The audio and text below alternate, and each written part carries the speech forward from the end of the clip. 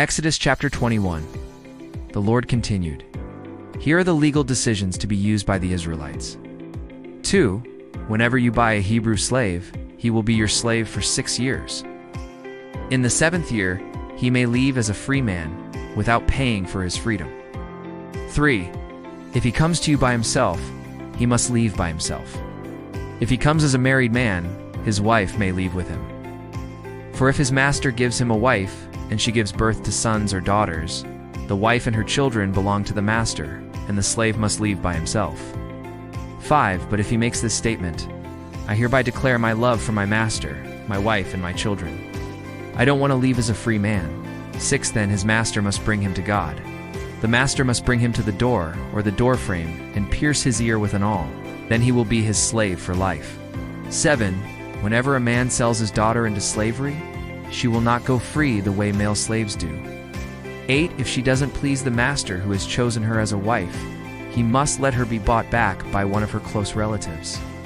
He has no right to sell her to foreigners, since he has treated her unfairly. 9. But if he has chosen her for his son, he must treat her like a daughter. 10. If that son marries another woman, he must not deprive the first wife of food, clothes, or sex. 11.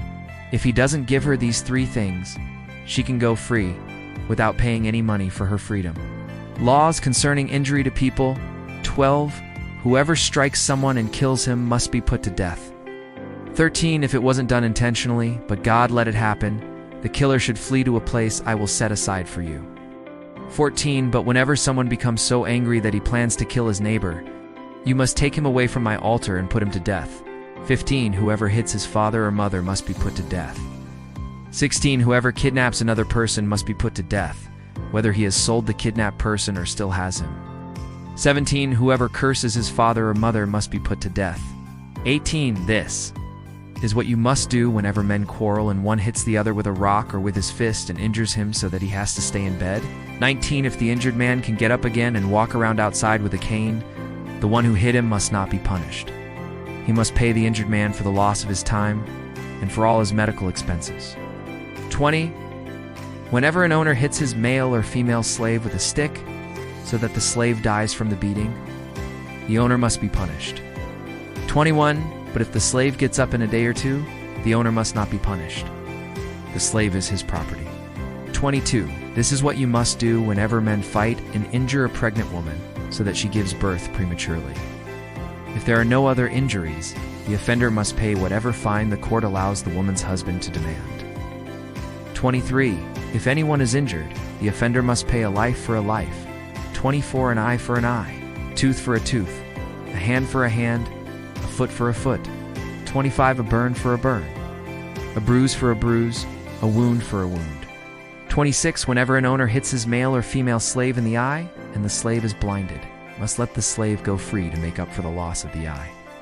27. If the owner knocks out the tooth of his male or female slave, he must let the slave go free to make up for the loss of the tooth.